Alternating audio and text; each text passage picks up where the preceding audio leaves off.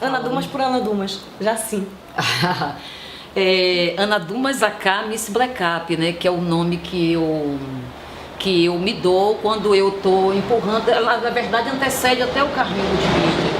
Miss Blackup vem do comecinho de 2000, quando eu comecei a discotecar como DJ, na época ainda com CDs, e aí na época eu via muito Missy Elliott, que é uma negona norte-americana que eu adoro, e aí eu botei o Miss Blackup, que quer dizer Black Up, ou de Black Up, Black pra cima, ou backup, né?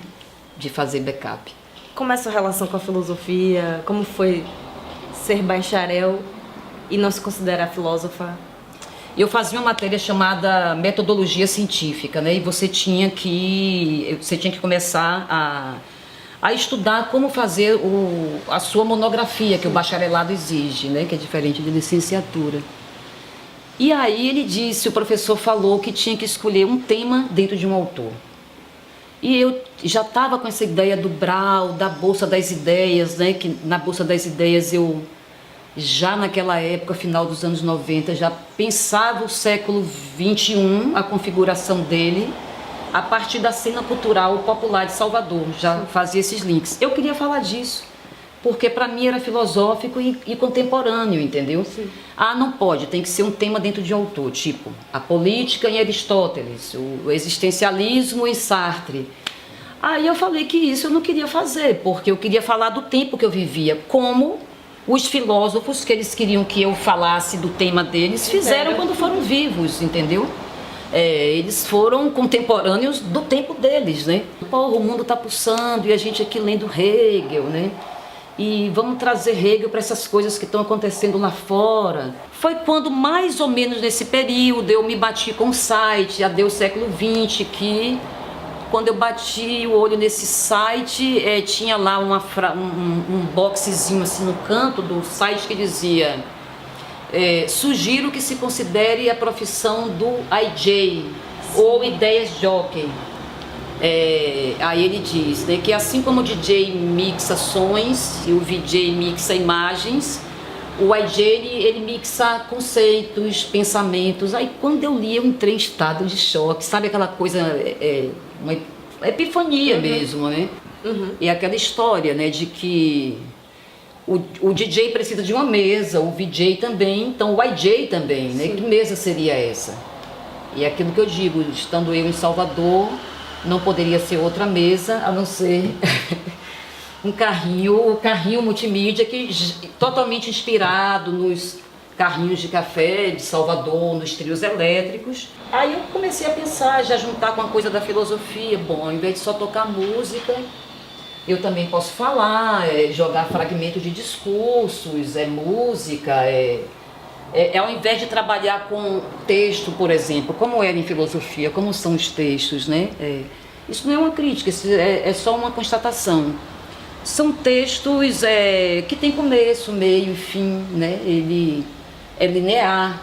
E aqui eu comecei a trabalhar com a ideia de, na verdade, publicar, porque já trabalhava muito para mim mesmo, com fragmentos de ideias, né? Ao invés de você falar sobre, às vezes, uma frase, ela abre um campo de percepção para as outras pessoas, né? Aí eu só fiz assim, ó, e a porra pegou. Eu falei, meu Deus do céu, eu vou poder trabalhar em todo o visual dele, toda a mensagem dele, com ímãs de uma forma muito... Porque imagina pintar e despintar sempre, não dá, né? E todos aqui são ímãs? Tudo isso é imã, você tira, tá vendo? Você muda o assunto.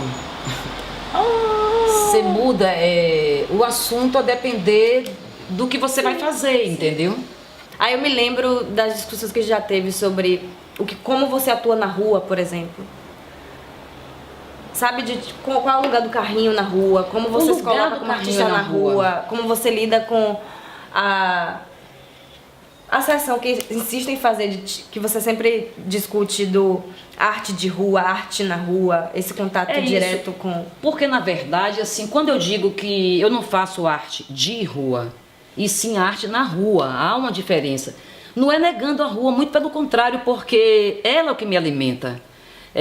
Eu não gosto muito de ser extremista. Eu tanto me alimento de espaços de produção de conhecimento formal, como as universidades, adoro fazer curso de extensão, como me alimento da rua, da cultura popular, porque a vida pulsa ali, em tempo real, entendeu? E me inspira muito. Eu passo na rua, vejo uma coisa um dia.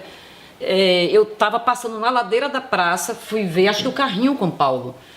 E tinha um cara vendendo espelhos, sabe esses espelhos da bordinha laranja, Sim, que normalmente sim. é associado ao quarto de empregada, né? Sim. Ele tinha uma grade assim grande, com muitos espelhos de vários tamanhos pendurados. Era um painel de vários espelhos. E eu estava do outro lado da rua, o vento batia. Então eram muitas imagens fragmentadas. Ali eu já criei uma instalação para mim, por exemplo, ali na rua, vendo um vendedor de espelho popular, entendeu? Sim. Então, só que não é nem só um extremo nem outro.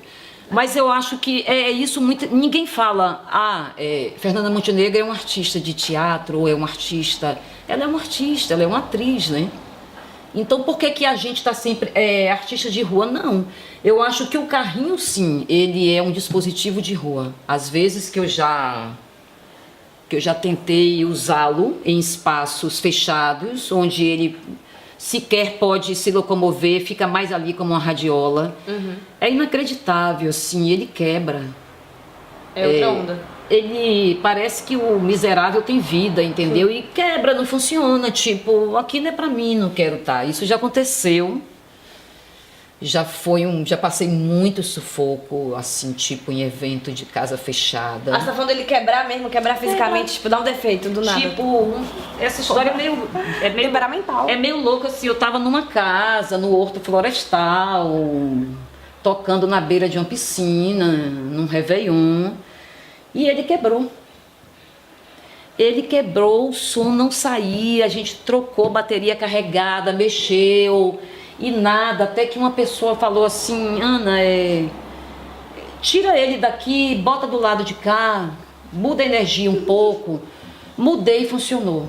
E ele tocou durante 7 horas, mas pra mim foi um aviso, eu dei um aviso, não faça de novo. Beira de piscina não rola pra mim, entendeu? Porque eu sou de rua. Essa química não depende só de mim, nem só do carrinho, nem só do que a gente faz. Depende do lugar, das pessoas, né? Você também performa e você sabe disso, que obra aberta, às vezes eu faço um roteiro para ir para a rua com o carrinho e quando chega muda tudo, entendeu? Porque os assuntos que entraram são outros, porque as pessoas quiseram falar de outras coisas, ouvir outras músicas. E se você quer dialogar, é claro que não é mudar, vou fazer o que o outro quer, não é isso, mas assim, você está aberta à negociação, ao diálogo. Muito louco. No começo, assim, eu sofria muito, eu tinha pesadelos, acordava suando de madrugada, 4 da manhã eu já estava de pé, vou falar o quê, vou esquecer, porque assim, você tem... Depois eu fui me acalmando, fui chegando num formato para mim. Eu crio um repertório, eu não crio um roteiro, né? Tem um tema, crio um repertório de informações, às vezes fico falando para mim mesmo, para ver o melhor tom. E a depender do que a rua vai me pedir, eu vejo qual o repertório que eu disparo. Isso é mais difícil do que você ter um roteiro pronto. Seria muito mais fácil para mim. Mas acho que a gente volta para a mesma coisa que você passou quando você estava concluindo a sua faculdade. Exatamente. O que tem receita é mais fácil. Se você está inquieto com alguma outra coisa... Seria mais fácil, mas se eu não quis, não é nem que eu quero fazer o que é mais difícil, o que eu quero fazer me exige mais paciência, não tenho problema nenhum, eu tenho todo o tempo do mundo para isso. Maravilhoso. Enquanto estiver viva, né? Eu tenho todo o tempo para isso. Essa coisa que você falou de você pega ainda o século XX, mas você nasceu para o século XXI, essa coisa do fragmentado, do não lineado, enfim... Não, isso. Eu acho que todo período tem uma cara. E, por exemplo, o século XIX e o século XX, eles tiveram essa cara muito... Ele teve um espírito muito racionalista, assim, toda a produção de conhecimento, até mesmo produção cultural voltada para o fato de que, por exemplo, que existe alta cultura e baixa cultura, entendeu? Que eu acho que o século XXI já quebra um pouco com essa... Não só existe a diferença, como existe uma hierarquia, né? E a baixa e a alta, claro. A escrita, por exemplo, é a forma mais crível, mais legítima de você produzir conhecimento. Praticamente todo conhecimento produzido, estou falando dos espaços institucionais, Sim. tá? Quando você pensa em conhecimento produzido via oral ou via visual, dentro dos espaços acadêmicos, não tem o valor que um trabalho escrito tem. É o que eu digo. Tinha um Zimas, é porque ele não está aqui. Um conceito visual ou oral vale tanto quanto um conceito escrito, entendeu? É nesse sentido que eu falo, pensando no século que nos antecede, que é meu também, e que para mim foi um sofrimento chegar no século XXI, me identificar com várias coisas que eu via no comportamento das pessoas, que de certa forma indicam uma personalidade daquele tempo. Sim. Coisas que eu prestava atenção nos estudiosos que diziam, por exemplo, a gente sempre foi levado a acreditar que a oralidade, né, ela é uma forma de conhecimento com menos valor acadêmico, científico, e é muito louco isso, e muito associado ao quê? Ao espaço da rua e ao espaço de quem não tem grana, quem não tem conhecimento.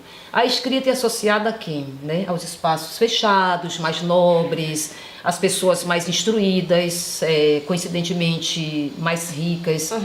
Eu me lembro que me questionavam muito quando eu comecei a fazer e a falar de forma oral sobre esse trabalho que ele engloba o Brau, que é a Bolsa das Ideias, né? Que eu falo da configuração do século XXI a partir de muitos elementos da cultura popular de Salvador. Por exemplo, quando Michel Manfezoli, que é um pensador francês, diz: o Brasil é pós-moderno, o Brasil é um país oral, o Brasil é um país multi, o Brasil é um país visual, é isso e aquilo. Ele destaca o que a gente considera lixo, entendeu? Eu comecei a ver, ele está dizendo que os sistemas orais são importantes no século XXI. Salvador é oral pra caralho, entendeu? A estética é uma linguagem muito importante no século XXI. Eu olhava para os chimbaleiros de Brau e dizia assim, esses caras são... para mim, ali naquele momento, era um ícone do século XXI, entendeu? Então, eu acho que não é priorizar uma coisa sobre a outra. É você saber que elas existem e que para você dar conta da produção de um conhecimento, de uma arte, de uma produção simbólica que seja, você tem que ter a sabedoria de usar o que a história te pede, entendeu? E não você impor. Eu já me peguei com o trabalho do Carrinho Multimídia, logo no começo, manifestando uma certa birra com a escrita, por conta daquela relação de hierarquia. Só que a escrita não tinha culpa dessa hierarquia, porque quem... A escrita estava lá de boa. Quem impôs a hierarquia foi a humanidade, né? Então não era um problema dela. E eu comecei a ver, não, porque se eu fizesse isso, agir ao contrário, entendeu? É você dizer, não, o visual e oral é mais importante do que a escrita. Não é. Eles têm a mesma importância, você só tem que ter a sabedoria de saber usar para o que for melhor, para o que você está fazendo, entendeu? Sim. Onde entra, como é que você se vê, como você se pensa, assim, nesse momento político atual? Qual é o lugar dessas manifestações? E a outra coisa é, como você enxerga, porque eu tenho algumas questões, assim, de como se enxerga o poder ou o papel ou a função, ou que palavra queira dar, para a produção artística, política, estética. A gente funciona em rede, sempre foi, mas isso hoje é levado ao extremo, não tem para onde correr mais. Quem não entender isso, não vai entender o espírito do tempo, entendeu? Então vai ficar boiando, dando conta de outro período histórico, eu acho. A gente não tem uma liderança. E como é que você faz um movimento, uma movimentação num mundo que mudou e que já não funciona mais centralizado a partir de uma única liderança? Onde essas organizações têm uma estrutura, é o que Deleuze já falava disso antes, rizomática, horizontal. Como é que você organiza, então, uma manifestação com 1 milhão de pessoas nas ruas sem essa liderança? Eu não sei. E como eu me sinto, voltando à sua pergunta, em relação ao atual momento político, E quais são os modos também de estar na rua, né? É isso, eu me sinto, te juro, tem dias que eu me sinto muito deprimida, muito fodida, né? Eu pareço um pesadelo, mas ao mesmo tempo não é um pesadelo, ao mesmo tempo não adianta pensar que, porra, a gente já foi tão pra frente e voltou pra trás. Olha, a porra que a gente tá vivendo agora é essa.